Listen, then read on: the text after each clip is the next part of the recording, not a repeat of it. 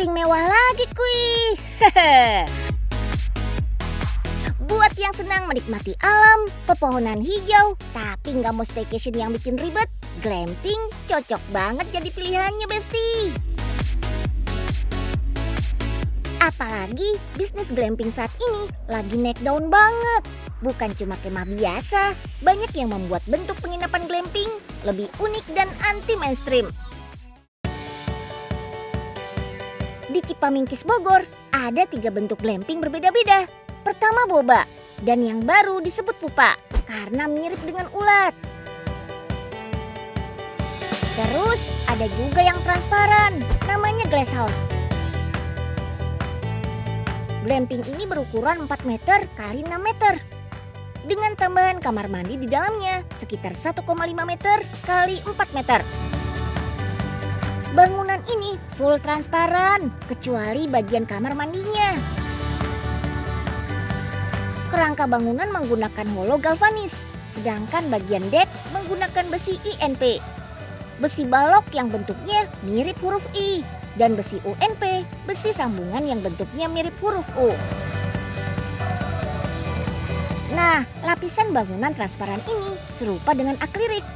Lebih tepatnya, bahan Solar Tough Premium Flat Solid ukuran 3 mm. Dikenal juga sebagai lembaran plastik polikarbonat bening. Bahan yang biasanya dijadikan bahan substitusi kaca.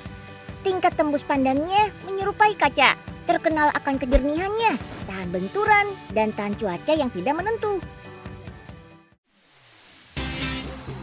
Sebetulnya bangunan full transparan kayak gini akan tetap panas saat matahari lagi terik-teriknya. Tapi sebelum dibuka untuk umum, pihak glamping sudah uji coba dulu nih. Buat yang ingin lebih private, tinggal tutup aja tirainya. Tirai dipasangkan di bagian samping dan depan juga kok. Full dari atas atap sampai bawah. Jadi gak perlu khawatir buat yang ingin menjaga privasinya. Nginep dengan suasana alam, tapi fasilitasnya udah lengkap. Ada televisi, pendingin ruangan, beanbag, terus di toilet dikasih bathtubnya juga. Dan ada water heater. Tapi buat yang bosan di dalam ruangan, kita bisa bersantai di teras depan sambil menikmati aliran sungai yang berasal dari Curug Cipamingkis dan pepohonan sekitar. Menginap di glamping tuh udah praktis, lengkap. Kita nggak perlu bawa makan siang karena sudah disediain di sana. Apalagi makanannya liwet kayak gini di pinggir sungai. Beuh.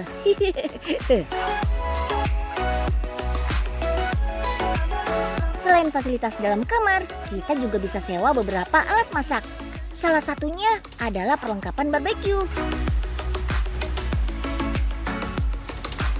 Barbekyuan tuh cocoknya menjelang malam atau malam hari sekalian ya.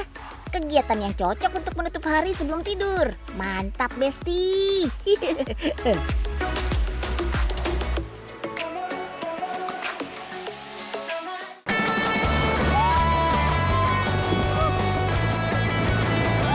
Sama-sama olahraga air dan mengarungi arus sungai.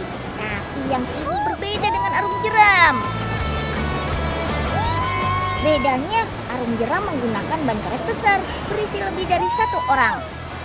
Nah, yang ini river tubing, menggunakan ban karet single alias untuk 1 orang saja per bannya.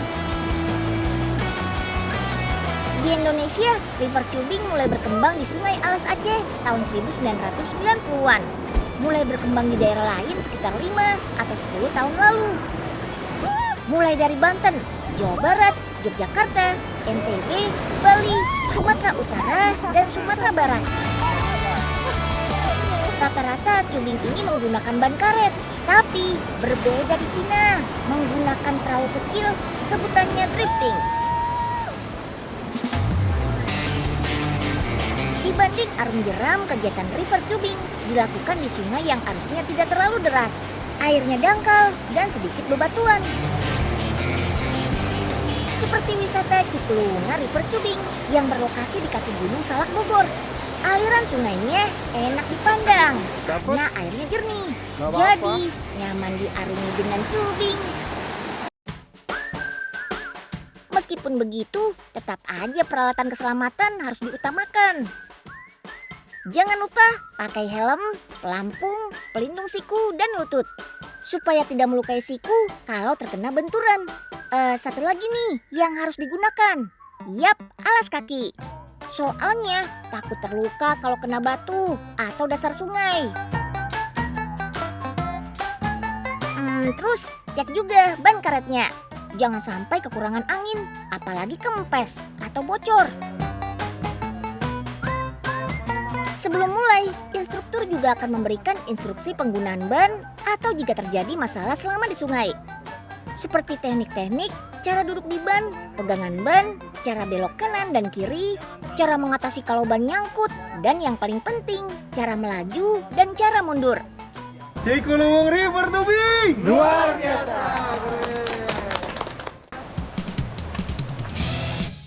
Kalau sudah siap, langsung let's go. Oh iya, paket main river tubing di sini ada 2 tipe ya. Pertama fun ride, kedua yang mau kita mainkan adventure ride. Perbedaannya dari segi jarak dan rintangan. Fun ride jalur tempuhnya hanya 100 meter, biasanya dikhususkan untuk anak-anak. Sedangkan adventure ride untuk dewasa. Jaraknya lebih jauh, sekitar 800 meter sampai 1 km mengarungi sungai dalam waktu 1 jam.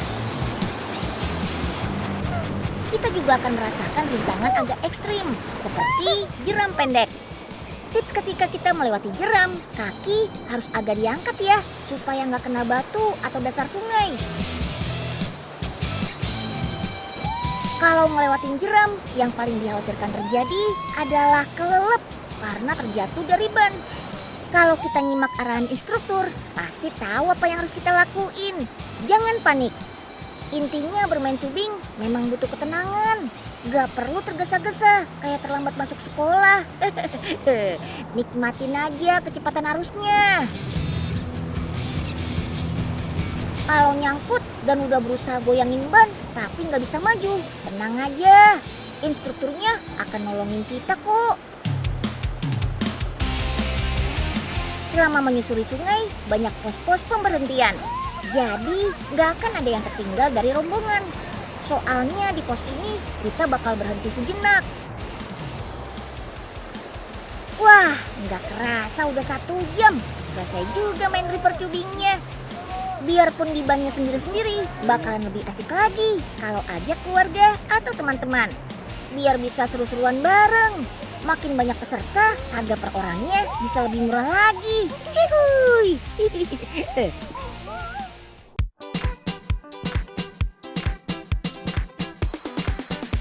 Nah, selain menawarkan olahraga air pacu adrenalin, kita juga bisa menikmati kuliner dan beberapa spot foto di area restorannya.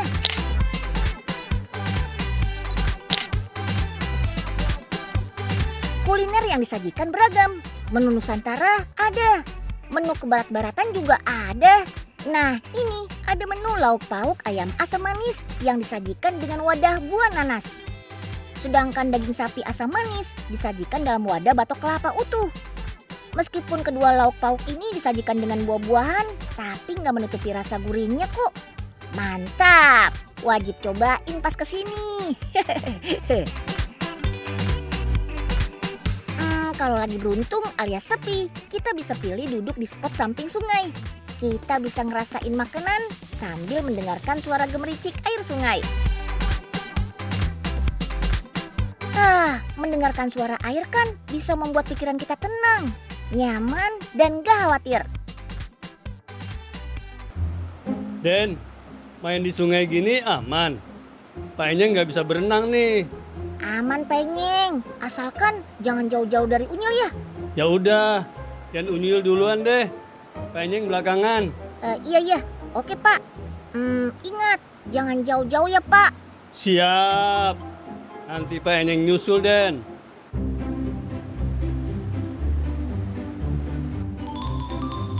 Yuhu. Asik juga ternyata. Kalau gini sih nggak mau berhenti. Asik.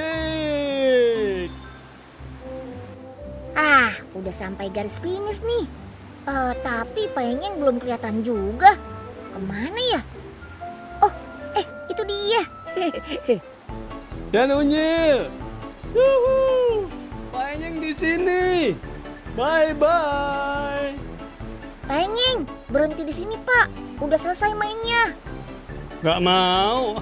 Paenyeng lanjut ya. Jangan, Pak. Hati-hati. Di depan jeram, Pak. Aduh. Ya. Dan Unyil. Tolong. Paenyeng gak bisa berenang.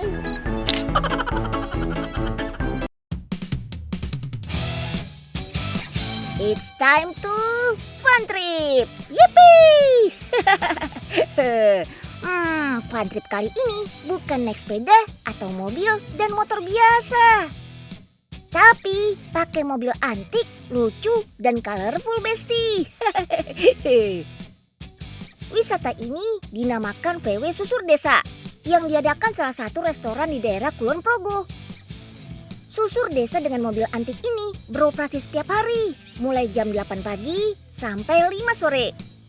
Nah, kita bakalan susur desa pakai VW Safari. Antik dan nyentrik banget kan warnanya. Wah. Mobil ini punya julukan beken di Indonesia, yaitu VW Camat. Kenapa? Soalnya mobil ini dulunya dijadikan sebagai mobil operasional atau dinas camat sekitar tahun 1970-an. Rute susur desa ini melewati daerah pedesaan sekitar Nanggulan, Kulon Progo. Durasi fun trip ini tergantung paket yang kita ambil ya. Mulai dari 30 menit, 45 menit, sampai yang paling lama 1 jam 30 menit. Nanti di spot-spot tertentu, wisatawan akan diberhentikan untuk diberi kesempatan berfoto dengan latar belakang persawahan. Kita cukup mengeluarkan biaya 200.000 sampai 300.000 untuk sewa satu mobil yang berisi maksimal 4 orang. Kalau kurang dari 4 orang, harga sewa per mobilnya tetap sama ya. Menariknya, di dalam mobil juga disediakan properti topi petani atau sebutannya caping yang terbuat dari bambu. Bikin tambah terkesan tradisional dan antiknya ya. Oh iya, satu lagi nih yang seru. Sambil berkeliling, pengunjung bisa berdiri di mobil atap terbuka ini dengan tenang dan aman karena mobil ini dikendarai pelan-pelan. Sayangnya pengunjung nggak bisa mengendarai mobil ini sendiri ya Besti. Soalnya sudah ada driver khusus dari pihak restoran yang mengajak kita berkeliling. Setelah lelah berkeliling menggunakan mobil klasik, jangan lewatkan kuliner di restorannya ya. Suasananya bikin betah, tradisional karena dikelilingi pendopo. Meskipun tampilannya sederhana, tapi suasana inilah yang bikin hangat quality time bersama keluarga. Oke deh, sekarang Unyil mau manggil generasi 80-an sampai 90-an nih. Tuh lihat, begitu masuk ke bagian depannya, sudah ada yang nyambut. Yap, kita diajak bernostalgia, mengingat masa kecil dengan jajanan dan mainan jadul yang dipajang di gerobak. Desainnya dibuat seperti warung Tempo dulu. Pokoknya yang udah langka-langka di pasaran bisa kita temuin di sini. Rasa rindu sama masa kecil terbayarkan deh. Anak zaman now harus coba juga nih jajanan dan mainan jadul.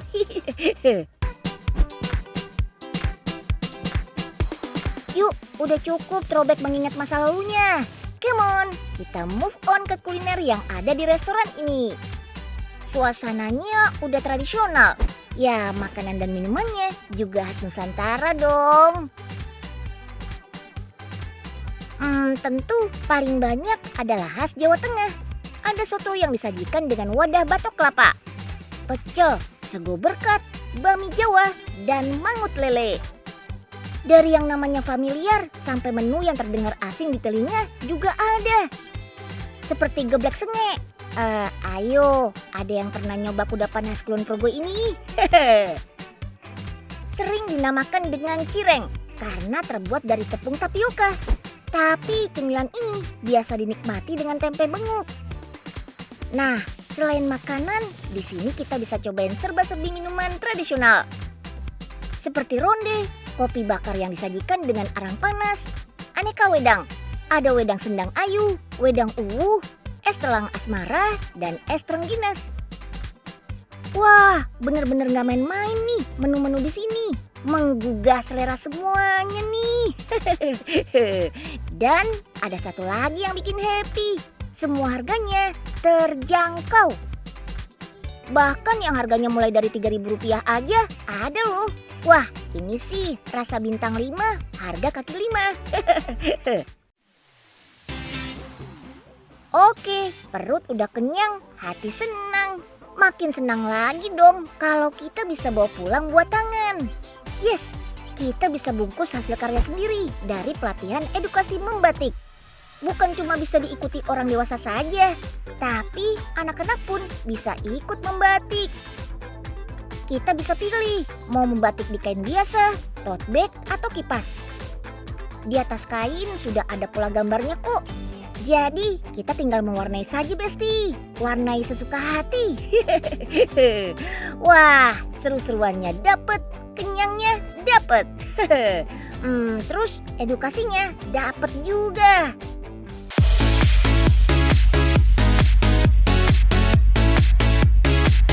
Lihat kebunku penuh dengan bunga. Wah, ngelihat kebun penuh bunga warna-warni begini, plus tanaman penghasil wewangian, bikin otomatis nyanyi Besti. Sekarang Unyil mau ajak berpetualang nih. Tapi bukan cuma jalan-jalan aja, sekaligus wisata edukasi yang ada di Tawangmangu, Jawa Tengah. Kita bisa menemukan bunga kenop, serai dapur, serai wangi, cengkeh, cendana, rosemary, taragon Meksiko, dan tanaman muda menguap lainnya. Mau tahu nggak tanaman yang harganya selangit? Namanya pohon gaharu. Kayu gaharu ini menghasilkan minyak atsiri yang nilainya capai 1,5 miliar per 1 kilogramnya loh. Wow, fantastis. Setara dengan harga rumah ya Besti. Kayunya banyak manfaatnya. Bisa dijadikan bahan kosmetik, industri parfum, bahkan sebagai obat herbal. Belum selesai sampai di situ aja nih. Wisatawan diajak masuk ke dalam museum. Kita juga bisa mengetahui sejarah di balik berdirinya destinasi wisata ini. FYI, tempat wisata edukasi ini dulunya adalah pabrik penghasil minyak citronella yang sudah ada sejak 1963.